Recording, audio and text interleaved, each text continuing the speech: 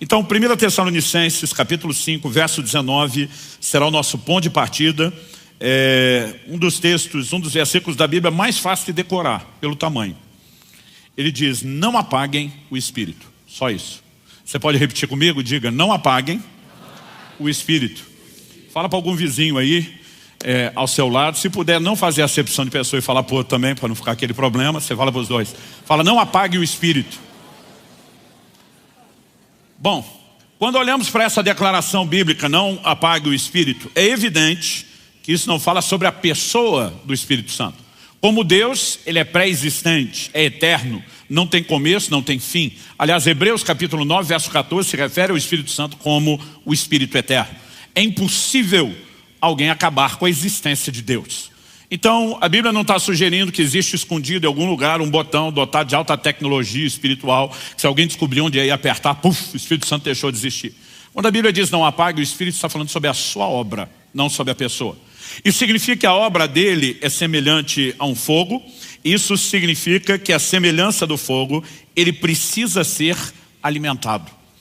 Ele precisa, de interação da nossa parte. Ou seja, esse fogo pode aumentar à medida que nós simplesmente tomamos aí a decisão de colocar mais combustível. Vamos falar do combustível mais conhecido de todos os tempos, que é a lenha. Quanto mais lenha, mais fogo. Quanto menos lenha, menos fogo, ou é possível extinguir completamente o fogo. Com isso, a Bíblia está falando que, obviamente, essa ação do Espírito Santo, que é tão vital, tão essencial para vivermos a vida cristã, não é uma obra unilateral, não depende só dele, e nós temos grande responsabilidade nesse processo. E é sobre isso que eu quero que a gente possa prestar um pouco atenção no ensino bíblico. Todo o volume de informações que temos à nossa disposição, elas além de nos orientar, aliás, quando eu digo que existe muita repetição, nós saímos do nível da informação para o nível da ênfase. Significa que Deus quer que a gente preste mesmo atenção a isso. Então, eu quero chamar a sua atenção, e eu quero que você realmente observe comigo. Em primeiro lugar, eu quero destacar isso. O Espírito Santo não age sozinho. Em Romanos, no capítulo 8, no verso 26, nós temos uma declaração da palavra de Deus que não pode ser ignorada quando o assunto é a obra do Espírito Santo. O texto sagrado diz assim, da mesma maneira, também o Espírito nos ajuda em nossa fraqueza, porque não sabemos orar como convém, mas o próprio Espírito intercede por nós com gemidos inexprimíveis. Quando a gente lê que o Espírito Santo nos ajuda, na Almeida Revista Atualizada, essa palavra foi traduzida como assiste, fala de uma assistência. E eu acho que ela define até um pouquinho melhor a ideia de ajuda. Porque quando a gente usa a expressão ajuda no português, nós podemos falar de dois aspectos distintos. Um deles é substituição. Então vamos dizer que eu esteja atarefado, muita coisa a fazer, e eu peça a ajuda de alguém. Pastor Padilha, me ajuda a mover esse púlpito. Esse ajuda pode ser a gente fazer junto, ou porque eu estou atarefado, pode ser ele fazer em meu lugar. Seria uma terceirização, a substituição. Mas a natureza da palavra ajuda, e por isso eu gosto um pouquinho mais da expressão assiste, porque assistência é mais uma participação, ela pode ser feita de outra forma. Vamos supor que isso fosse pesado, o que não é o caso, mas que hipoteticamente fosse, e que eu não desse conta de movê-lo sozinho. E eu pedisse a ajuda do Padilha. O meu pedido de ajuda seria ele pegar uma ponta do peso e eu pegar a outra ponta do peso. Aliás, essa é a natureza da palavra empregada pelo apóstolo Paulo no original grego, o koineu, o grego antigo, de acordo com os léxicos. A palavra que aparece no original é um palavrão, no sentido de ser grande. Sunanti lambanomai. Ele é a composição de três palavras, sun, ante e lambano. O mai é a conjugação da terceira pessoa no verbo depoente, não faço ideia do que eu estou falando, mas decorei isso para impressionar vocês. E eu estava indo bem, porque alguns estavam olhando com a cara de uau. Só que eu não lembrei o resto do que eu decorei só metade. O mai tem a ver com a conjugação sum, ante e lambano. São três palavras que significam pegar firme, contra alguma coisa, juntamente com alguém. A palavra ante é mais fácil da gente reconhecer, porque o uso dela é muito frequente nas línguas latinas, significa contra, lambano, pegar, e o sum, junto com alguém. Então, essa palavra significa pegar a outra ponta do peso. E ela passou a ser usada no sentido de trabalho conjunto, Tanto que assim, talvez a definição mais rápida, sem explicar todo o processo, seja trabalho conjunto. Quando a Bíblia fala do Espírito Santo nos ajudando, significa que nós não podemos nada sem Ele, nós não podemos nada sem a ajuda dEle. Aliás, já falamos na semana passada que em João 15:5 Jesus disse: sem mim nada podeis fazer. Sem a obra do Espírito nós não vamos a lugar nenhum. Mas o Espírito Santo não age sozinho, não age de forma unilateral. A ação dele não substitui a nossa responsabilidade de interação com ele. Então é muito importante que quando a gente olhe para o desenho bíblico, e quando eu falo desenho bíblico é a doutrina, é a soma, é você juntar as peças do quebra-cabeça, é entender a ideia de parceria, de cooperação ou de interação com o Espírito Santo. Então semana passada falamos que em obras vitais como o arrependimento e a fé, o Espírito Santo tem participação. Então, por exemplo, quando falamos de arrependimento, Romanos 2 diz que a bondade de Deus conduz ao arrependimento. Significa que há uma obra que se inicia em Deus. Em João, no capítulo 16, no verso 8, Jesus falando sobre a vinda do Espírito Santo, o Consolador, e diz: ele convencerá o mundo do pecado. Então não existe arrependimento sem uma obra que proceda de Deus. Agora, isso não significa que o arrependimento é uma obra unilateral divina, como alguns acreditam e ensinam por aí. A mensagem de Jesus, Marcos capítulo 1, versos 15 e 16, ele chega dizendo: o tempo está cumprido, é chegado o reino de Deus, e diz: arrependei-vos e crede no Evangelho. Nós temos dois imperativos: arrependam-se e creiam. Agora, não nos seriam mandado arrepender se o homem não tivesse responsabilidade alguma no arrependimento. Se é Deus que determina unilateralmente o arrependimento, você não precisa mandar ninguém fazer, é só deixar que Deus o faça. Agora, quando a Bíblia ordena que nos arrependamos, significa que tem a nossa parte. O problema é que às vezes alguns grupos pegam o imperativo e dizem: é responsabilidade humana. Os outros pegam: o Espírito Santo convence, a bondade de Deus diz: é divino. E de vez em quando alguém nos pergunta: e aí, é um ou outro? Eu falei: gente, a Bíblia não se contradiz, não é um ou outro, é tanto um quanto o outro, são ambos. E a única forma de você equilibrar os dois é entender que Deus faz a parte dele, mas nunca sozinho. E o homem precisa corresponder com Deus. Nós chamamos isso de interação. Então o Espírito Santo também é chamado em 2 Coríntios 4:13 de o Espírito da fé, mas nos é ordenado crer. Efésios capítulo 2 diz: pela graça sois salvos mediante a fé, isso não vem de vós, é um dom de Deus. Então tanto a graça que salva como a fé, que Romanos 5:2 diz dá acesso à graça, procede de Deus. Romanos 12 diz que ele repartiu uma medida de fé com cada um de nós. Evidente que a fé procede dele, mas a minha responsabilidade de usar os recursos que me são oferecidos e de corresponder é inquestionável, porque temos participação humana. Nós podemos falar sobre o que vem depois da conversão. Gálatas capítulo 5, verso 16, um texto que eu citei semana passada: andai no Espírito e jamais satisfareis a concupiscência da carne. Andai é uma ordem que nos é dada, logo nós temos uma responsabilidade. Agora, eu e você precisamos entender o seguinte: se o Espírito Santo fizesse tudo sozinho, não precisaria nos ser mandado andar nele, caminhar nele. Mas só nos foi mandado porque nós temos responsabilidade. Romanos capítulo 8, verso 14 diz: pois todos os que são guiados pelo Espírito de Deus são filhos de Deus. A palavra traduzida guiado, um dos seus sentidos e possibilidade de tradução é ser tomado pela mão e ser conduzido até o destino final. Esse vai ser o assunto das nossas conversas nos próximos domingos. Mas quando a Bíblia diz que o Espírito guia, é importante entender que a Bíblia não diz que ele arrasta. Dá para entender a diferença? Então ele não força, ele não te obriga. E eu quero que a gente possa olhar isso não só na perspectiva da vida cristã. Eu quero que a gente possa, quando eu falo da vida cristã no sentido de salvação, de santificação, de desenvolvimento daquilo que é pessoal.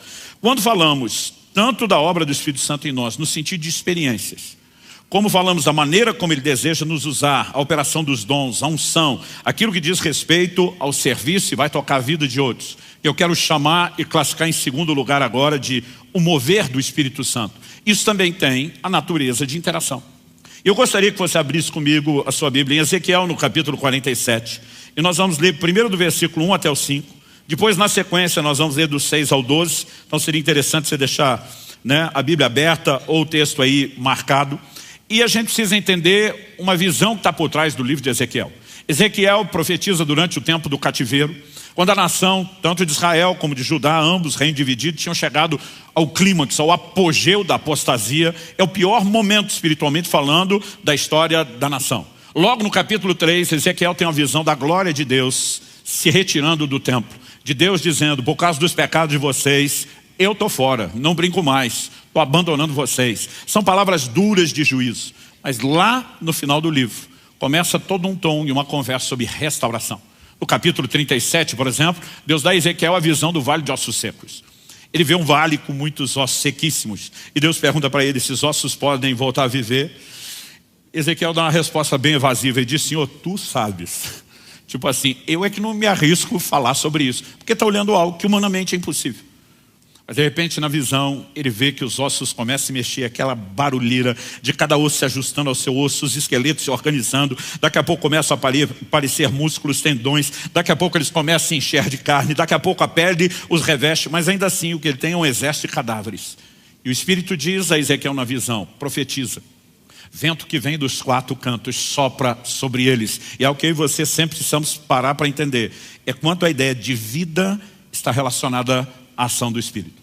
E aí quando ele começa a profetizar, a Bíblia diz, o Espírito entrou neles e se levantou um exército poderoso. Qual era a mensagem? O Senhor diz, a casa de Israel está dizendo, acabou-se a nossa esperança. E Deus está dizendo, eu vou restaurar vocês. É nesse tom de restauração, que está visando o período pós-cativeiro, que nós temos a visão do capítulo 47. Ezequiel é conduzido por Deus a entender todo um mapa de um templo, da reconstrução do prédio, do santuário, que no início do cativeiro tinha sido derrubado, mas há uma mescla entre toda a orientação que é natural e princípios são espirituais e futuros no meio disso tudo. Aí a visão do capítulo 47 é a seguinte, de 1 a 5. Depois disso o homem me fez voltar à entrada do templo. E eis que a água saía de debaixo do limiar do templo e corria na direção do leste, porque a fachada do templo dava para o leste. A água vinha de debaixo do lado direito do templo, do lado sul do altar. Ele me fez sair pelo portão do norte para dar uma volta por fora até o portão exterior, que dá para o leste. E eis que a água borbulhava do lado direito. O homem saiu para o leste, tendo na mão um cordel de medir. Mediu 500 metros e me fez passar pela água que me dava pelos tornozelos. Agora há uma progressão. Mediu mais 500 metros e me fez passar pela água que me dava pelos joelhos. Mediu mais 500 metros e me fez passar pela água que agora me dava pela cintura. Mediu ainda outros 500 metros e já era um rio que eu não podia atravessar, porque as águas tinham crescido. Eram águas em que se podia nadar, um rio pelo qual não se podia passar andando.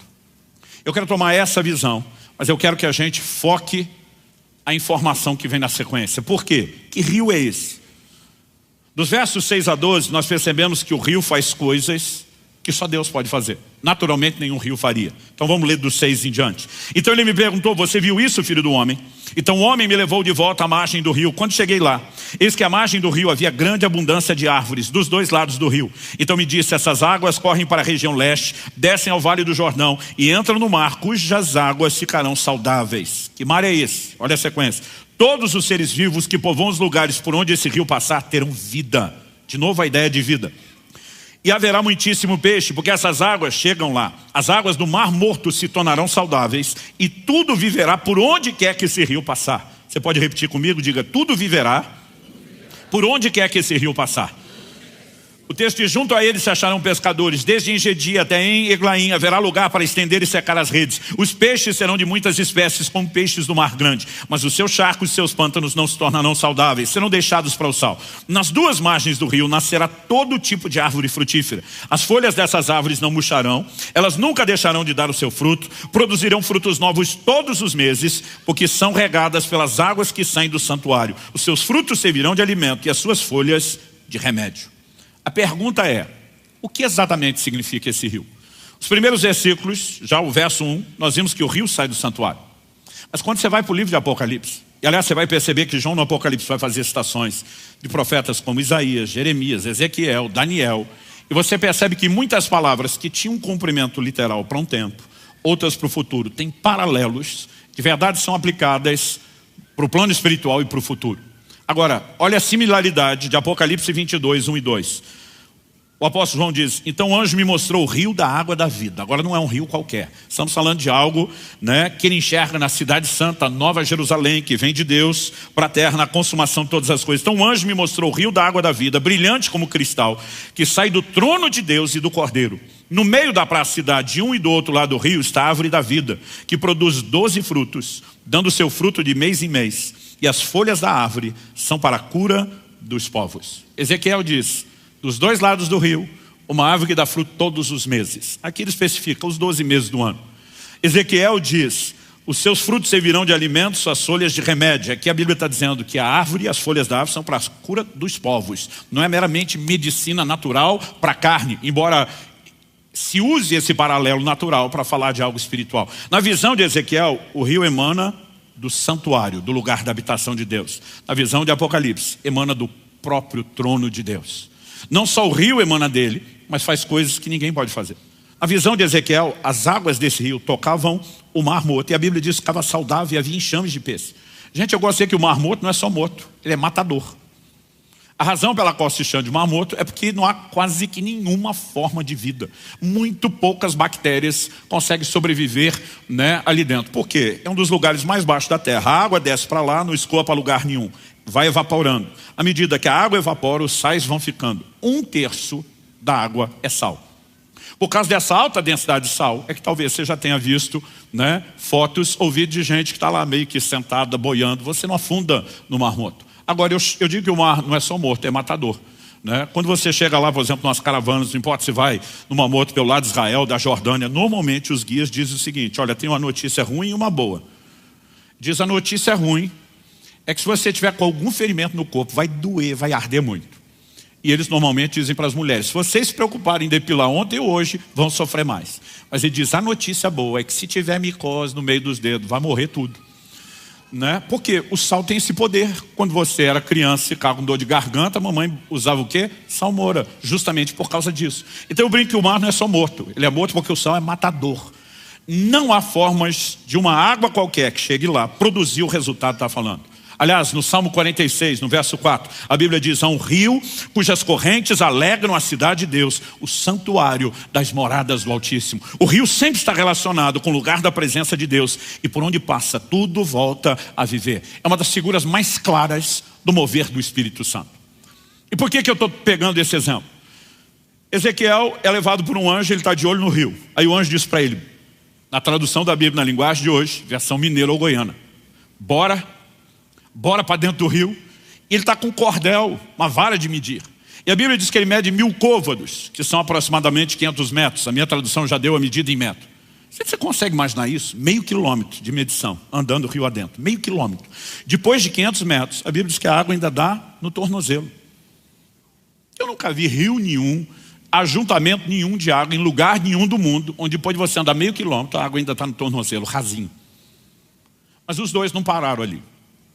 E a razão pela qual eles não pararam aí me parece bem lógica, bem óbvia. Porque não era hora de parar. Então de vez em quando eu vou perguntar se eles pararam, você vai responder que não. E quando eu perguntar por que não, você vai dizer porque não era hora de parar. Aí agora medem mais 500 metros, um total de 1 quilômetro, 2.000 côvados. Subiu o nível da água. Mas a Bíblia diz que está dando nos joelhos. Mas não pararam ali. Por que não? Mais 500 metros, ou mais 1.000 côvados. Agora a Bíblia diz que a água dá pela cintura. Tradução de nos lombos. Eles pararam ali? Por que não? Agora, qual é a ideia? Até onde vai a medição? A ideia não é atravessar o rio, não é medir o tamanho do rio. A Bíblia diz que com 2.000 metros, né, 2 quilômetros rio adentro, 4.000 côvados. A Bíblia diz que eram águas para se nadar. Não dava mais para andar. E aí eles não vão a lugar nenhum. Por quê? Chegaram ao lugar do seu destino. Então me ouça com atenção. Espiritualmente falando, Deus tem um destino para você. Este destino são as águas profundas. Agora preste atenção, nós precisamos entender a interação. Porque tem crente que passa a vida inteira à margem do rio, olhando para o rio, ele não vai a lugar nenhum. E ele fica esperando o dia que vai dar uma enchente espiritual e o rio vai invadir a vida dele. Deixa eu te dizer uma coisa, não é o rio que invade a sua vida. É você que tem que entrar no rio. E tem gente que fica a vida inteira esperando o rio fazer o que ele tinha que fazer. E essa rendição é progressiva. Quanto mais você entra, mais água tem. Quem está entendendo? Agora, água no tornozelo já é alguma coisa, mas não é o que Deus tem. Quando meus filhos eram pequenos, especialmente quando a gente ia para a praia, eles assustados com o mar, o barulho, as ondas, normalmente eles ficavam onde a onda estourava, a água molhava o pé, e eles se divertiam ali, um chutava água no outro. Mas eu sabia, à medida que crescer, eles vão querer entrar um pouquinho mais. E sabe, o rio fala de uma progressão. Daqui a pouco tem mais água. Água no joelho, daqui a pouco tem mais água na cintura, mas daqui a pouco são as águas profundas. Agora preste atenção, nós precisamos mudar um conceito errado que nós temos. Efésios 5,18 diz: não vos embriagueis com vinho, no qual há dissolução, mas enchei-vos do Espírito. Aliás, semana passada a gente apontou que esse enchei-vos é ato contínuo. O verbo, a conjugação do verbo está em ato contínuo. Se a gente fosse traduzir isso literalmente ao pé da letra, era encha-se, continue a se encher e nunca pare de se encher. Mas a ideia de ser cheio do Espírito Santo ela é confusa na cabeça da maioria dos crentes. Porque a gente imagina que ser cheio do Espírito Santo é ter mais dele. E essa é a ideia que muitos levam para o rio. Não, teve uma época da minha vida que eu só tinha água no tornozelo. Depois, quase tipo o carro, vamos encher o tanque. Não, agora eu já estava um pouquinho mais, estava com água no joelho. Não, agora já estava com água na cintura. E tem crente que imagina, eu não vejo a hora de chegar, a hora que der a tampa, a medida cheia. Mas nós temos um problema com isso. Porque João 3,34 diz que Deus não dá o Espírito Santo por medida. Ou seja, Deus não vai dando um pouquinho mais do Espírito Santo, um pouquinho mais, até dizer, agora terminei meu parcelamento, finalmente você tem tudo. Ele não dá o Espírito por medida, até porque o Espírito não é divisível.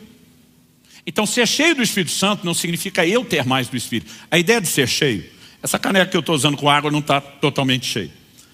Mas a ideia de ser cheio significa que a hora que aquilo chegar a bordo, ou até mesmo transbordar, todo o espaço foi inteiramente tomado.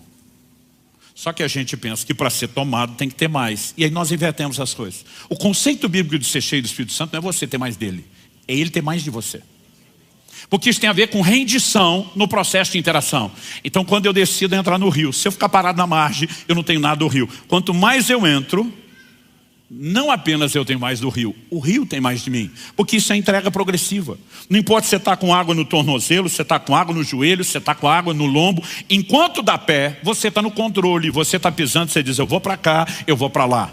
Só que a Bíblia diz, quando chegou águas profundas, não dá mais para caminhar.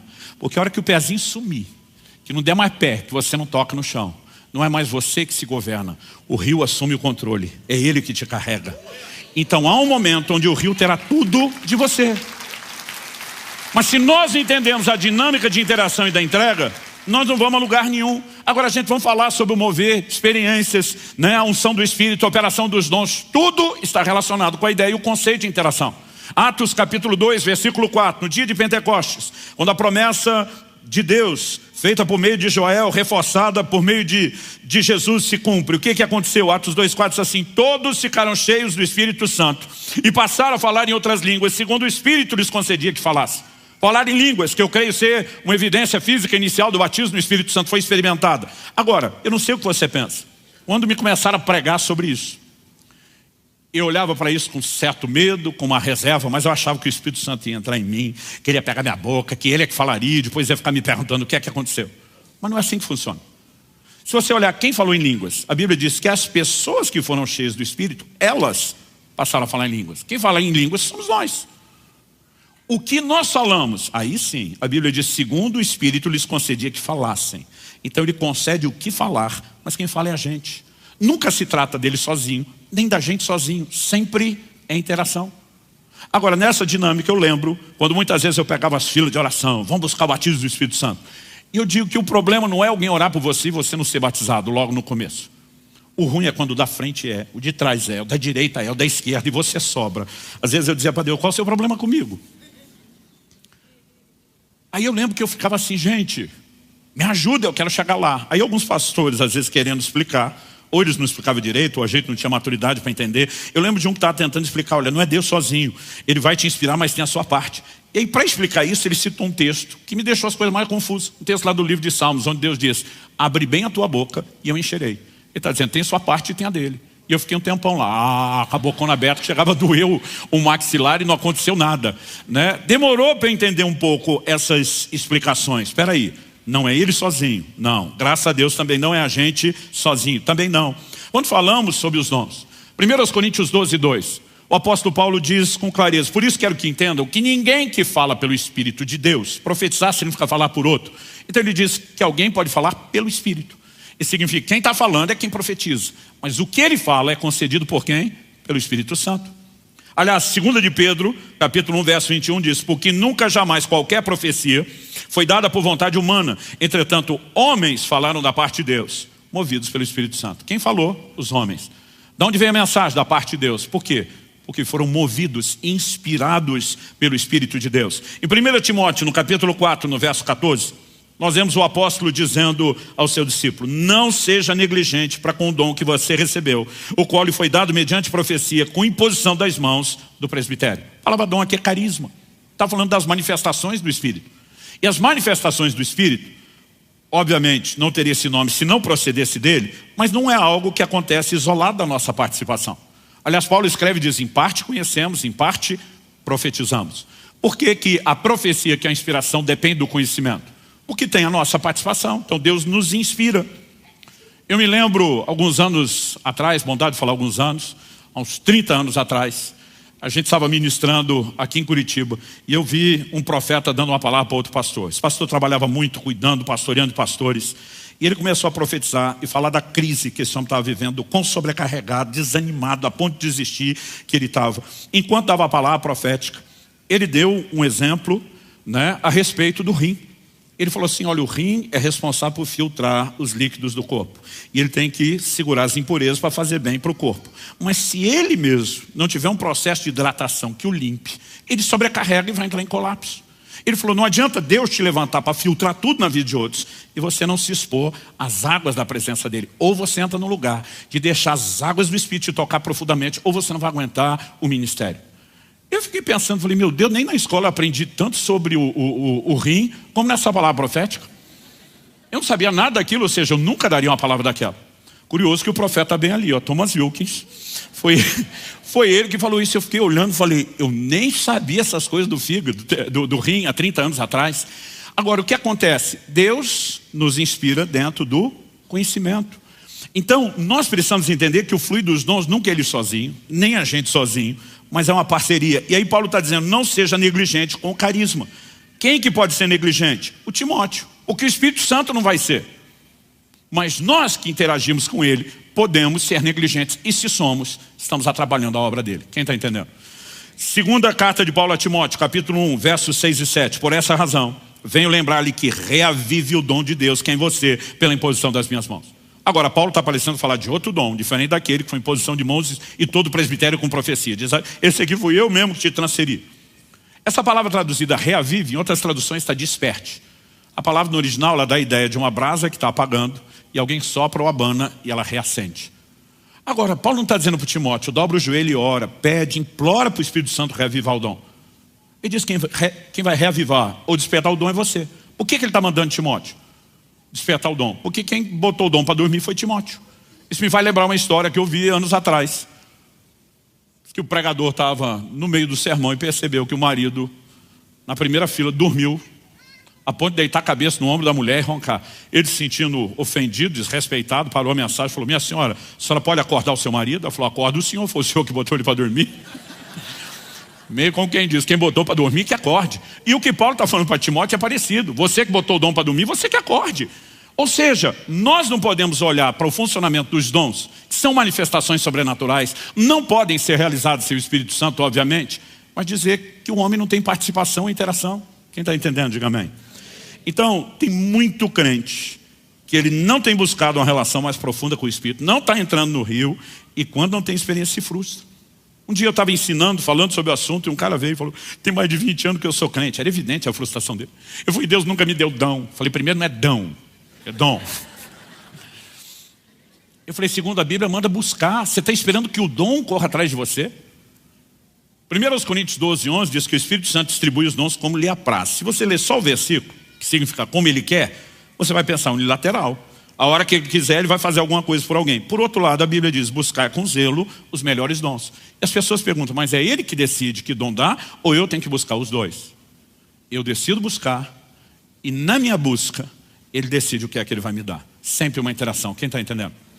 Então, dito e esclarecido isso, e a partir de semana que vem nós vamos falar muito de um aspecto bem mais prático no relacionamento com ele.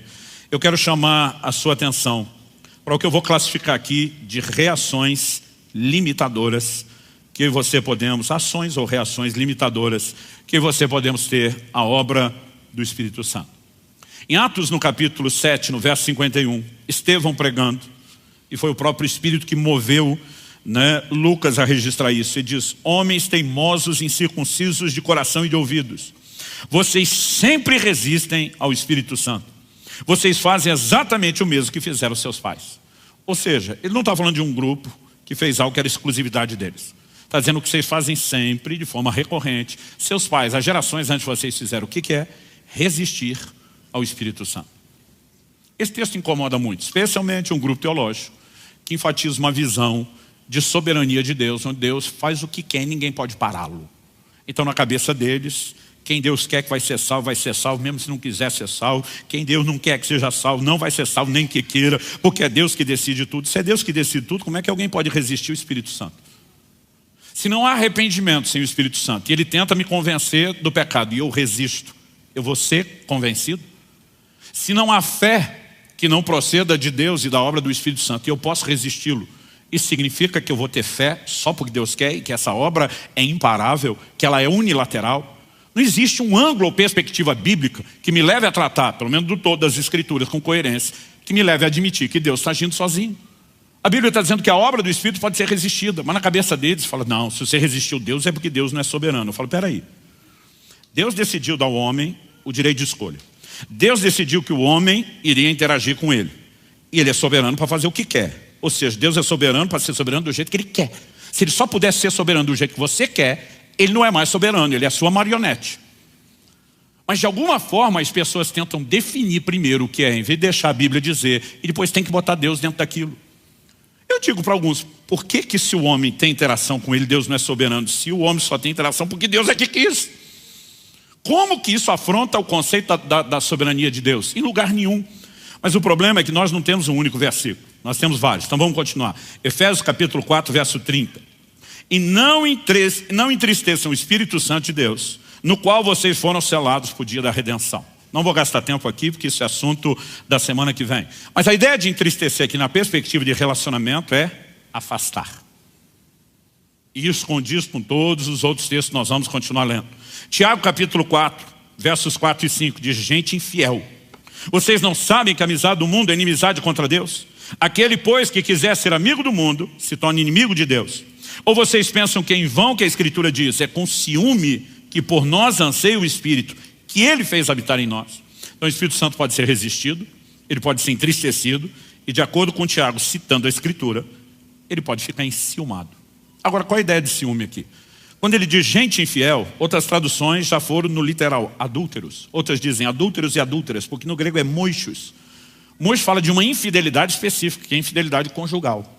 Então ele está pegando a figura do marido e da sua esposa para falar de infidelidade no relacionamento entre homem e mulher. Então a Bíblia apresenta uma ideia de Jesus Cristo como noivo, e ela apresenta do outro lado a ideia da igreja como a noiva. O maior evento no calendário de Deus não é apenas Jesus voltando para, na sua vinda, concluir a obra da redenção, mas essa conclusão é apresentada na figura de um casamento. Agora, o mundo é introduzido como se fosse a terceira ponte de um triângulo amoroso. Então tem Jesus, sua igreja, do lado de lá o mundo. A Bíblia diz: quando eu e você começamos a ter olhos para o mundo, em vez de ter olhos só para Jesus, o Espírito Santo, que tem uma missão de nos preparar para o noivo, ele começa a ficar enciumado. E a ideia de ciúme é apresentada dentro dessa analogia. Ah não, pastor, mas é um ciúme assim, inocente, que não tem nenhum tipo de prejuízo. Não tem. A Bíblia está dizendo que a amizade do mundo é inimizade contra Deus. Significa que você descambou para esse lado do triângulo amoroso, você perdeu a conexão do lado de lá. Como é que não tem prejuízo? Não há outra forma de você entender o que Tiago está falando, a não ser de algo que você compromete sua relação com Deus, afasta o Espírito Santo que te ajudaria nesse processo e pode complicar as coisas a ponto de desligar-se completamente de Deus. Não vou falar disso ainda, porque é assunto também para a semana que vem. Mas Jesus diz: a blasfêmia contra o Filho do Homem será perdoada. Qualquer um que blasfemar contra o Filho do Homem tem perdão, mas se blasfemar contra o Espírito Santo, não. Por que isso se torna tão sério? Porque o Espírito Santo é melindroso? Ou porque ele é alguém que se ofende e não perdoa ninguém? Não. Nós precisamos entender que quando alguém fala contra Jesus, ele tem o Espírito Santo para levá-lo ao arrependimento. Mas quando ele se desconecta do próprio Espírito Santo, como é que haverá restauração? as coisas podem escalar a esse nível de não haver perdão, e não é o único texto que fala disso. Hebreus capítulo 10, versos 26 a 29. Porque se continuarmos a pecar de propósito, outra versão diz deliberadamente, depois de termos recebido o conhecimento da verdade, já não resta sacrifício pelos pecados. O que significa isso? A chance de perdão foi embora. Pelo contrário, resta apenas uma terrível expectativa de juízo e fogo vingador prestes a consumir os adversários. Porque alguém pode deixar de ser, alguém conheceu a Deus e entrar na classificação de adversário, de inimigo. Já chegamos lá, guarde essa ideia. Aí ele fala no verso 28, quem tiver rejeitado a lei de Moisés morre sem misericórdia pelo depoimento de 2 ou 3 testemunhas. Imaginem quanto mais severo deve ser o castigo daquele que pisou o Filho de Deus, profanou o sangue da aliança com o qual foi santificado e insultou o Espírito da graça. Outra tradução diz, ultrajou o Espírito da graça. Eu fico pasmo quando algumas pessoas tentam dizer que esse nível de distanciamento é para quem nunca foi salvo. Eu falo, pera. Pecar de propósito não é algo que o ímpio que nunca foi salvo vive fazendo? Aí ele vai dizer que agora o cara decidiu pecar de propósito como ele fez a vida inteira e não tem mais perdão? Então não tinha perdão para ninguém, não tinha salvação para ninguém. O verso 29 diz que ele profanou o sangue da aliança com o qual foi santificado. Como é que alguém pode ser santificado pelo sangue, mas não teve uma experiência com Jesus? O texto está falando de gente que teve o conhecimento da verdade, teve uma experiência, mas em algum momento começa a se afastar de tal maneira que ele se desconecta plenamente. E como a história termina, o texto diz, insultou o Espírito da graça. Essa palavra traduzida insultou é muito parecida com a da blasfemou. A diferença é que aqui, quando você olha o contexto, nós estamos falando de um insulto que não é linguagem verbal, é comportamental. Mas que tem o mesmo peso de desconexão que a blasfêmia, que a linguagem verbal tem. Ou seja, não dá para dizer que não há ações limitadoras ao Espírito Santo. E para terminar, vamos voltar no texto inicial, que diz que o Espírito Santo pode ser apagado. Não apagueis o Espírito. Aqui nós temos estágios distintos. Pouca lenha, pouco fogo. Muita lenha, muito fogo. Eu posso ter tido um fogo alto e posso, de alguma forma, permitir que ele diminui, mas não significa que ele se extinguiu. Ou seja, existe um apagamento, uma diminuição, que a gente pode chamar de parcial, até uma que a gente pode classificar como completa. Gênesis capítulo 6, verso 3. As pessoas aplicam esse versículo errado como se tivesse ligado ao dilúvio, porque ele acontece logo antes da narrativa do dilúvio. Em Gênesis capítulo 6, verso 3, Deus diz assim, o meu espírito não agirá para sempre no homem, no ser humano, pois este é carnal, e os seus dias serão 120 anos. Daqui, vários teólogos, comentaristas bíblicos, pregadores disseram, o tempo até o dilúvio que Noé teve para construir a arca foi 120 anos. E eu digo, essa conta não bate. Porque a Bíblia diz que Noé teve seus filhos no ano 500 da sua vida. Aliás, você lê o capítulo 5, aquela turma vivia pra caramba. A Bíblia diz que Adão, o primeiro, viveu 930 anos. Você consegue imaginar quanta velhinha no bolo? No último aniversário, na hora de soprar? Os caras viviam quase um milênio. Matusalém viveu algumas décadas a mais e está no Guinness Book, no livro dos recordes até hoje, como o cara que mais viveu. Esses caras viviam quase um milênio. Deus está olhando e diz, o homem é carnal, ele escolhe andar na carne. Meu espírito não vai agir para sempre. Eu fico quase um milênio tentando, chamando. E eles escolhendo andar na carne. Deus diz, ainda vão ter oportunidade, mas estou diminuindo a janela de tempo de oportunidade. E aqui Deus está baixando o tempo de vida. Noé tem os seus filhos no ano 500 da sua vida. Deus fala com ele depois, o dilúvio é no ano 600. Não levou 100 anos para construir a arca. Quando Deus diz, os dias do homem serão 120, ele está falando da duração da vida. A partir dessa declaração de Deus, o tempo de vida do ser humano vai despencar. Moisés, que registrou isso, viveu a medida cheia dos 120. Mas você vê que despencou, porque Deus diz, eu não vou desperdiçar a obra do meu espírito com vocês rejeitando ele o tempo todo. Então, evidentemente, que quanto mais a pessoa resiste e rejeita, mais ele se afasta. Não só a janela de tempo, mas as oportunidades vão diminuindo. Quem está entendendo? Agora, isso estamos falando de um apagamento parcial, que pode ser progressivo. Mas, pastor, a coisa pode chegar no final, sim. Isaías 63, 10 diz, mas eles foram rebeldes e contristaram. Contristar significa entristecer, magoar, ferir. E contristaram o seu Espírito Santo. Por isso ele se tornou inimigo deles. E ele mesmo lutou contra eles. Uma coisa é entristecê-lo ocasionalmente. Outra é entristecê-lo com uma certa regularidade. A outra é entristecê-lo de uma forma bem recorrente. E alguns podem entrar no nível de entristecê-lo permanentemente. Quando você lê o Espírito de Deus se afastando de Saul, que já tinha profetizado, tinha sido cheio, e agora passando a resistir Saul, você entende um pouco o que é o desenho. Aliás, ele sendo não só o Espírito se afastando, mas ele agora sendo entregue a espíritos malignos que o oprimiam. Você começa a entender o que é o desenho de um adversário, de um amigo, de um inimigo que passará a ser resistido. Então, se nós não entendemos o que a Bíblia fala sobre o assunto, a pergunta a ser feita é: nós vamos conseguir não só compreender a informação e a doutrina, mas viver dentro do lugar correto? Porque as aplicações de inimizade do Novo Testamento, como nós lemos no livro de Tiago, são semelhantes às aplicações de inimizade feitas no Antigo Testamento.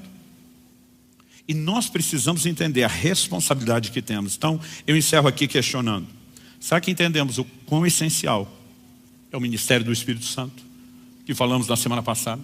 Será que entendemos o quão vital é isso? Que não existe vida, muito menos uma vida profunda, se não houver uma exposição forte à obra do Espírito Santo.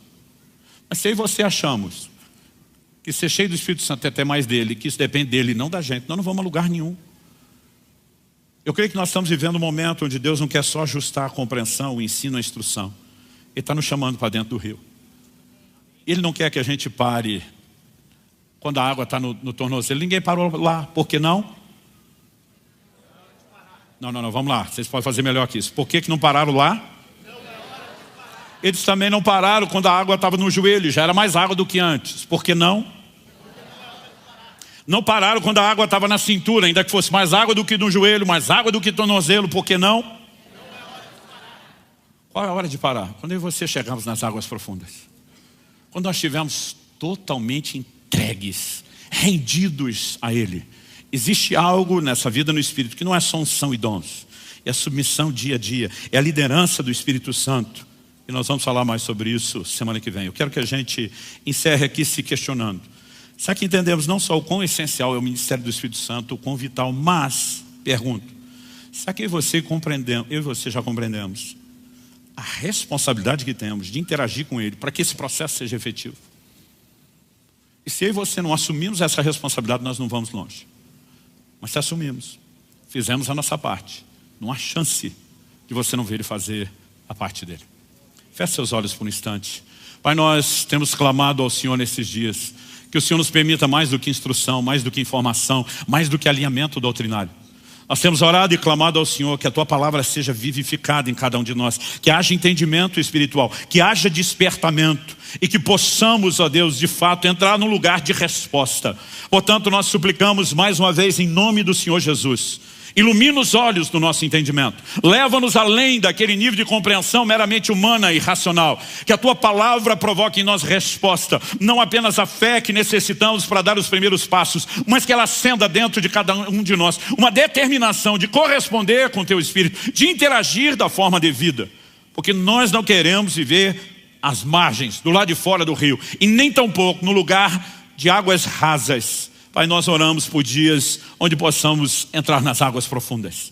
Não apenas ter mais do Teu Espírito, mas entendendo a Tua palavra, que o Teu Espírito tenha mais de nós, que haja mais entrega, que haja mais rendição, que haja mais interação, para que possamos viver a medida cheia e o propósito completo daquilo que o Senhor tem planejado para cada um de nós. Oramos por dias onde o Teu Espírito sopre com força e com intensidade sobre nossas vidas. Oramos por dias de experiências novas e maiores. Oramos por dias, ó Deus, de uma nova percepção de relacionamento, tanto no entendimento da Tua palavra, como na resposta prática. E que em tudo isso, o Senhor não apenas seja exaltado e glorificado, mas que nós possamos ser conduzidos a viver o Teu propósito de forma plena, de forma completa. Nós oramos em nome de Jesus. E para a glória do Teu nome mesmo. Se você crê e concorda, diga amém. Se você recebe essa palavra, diga: eu recebo em nome de Jesus.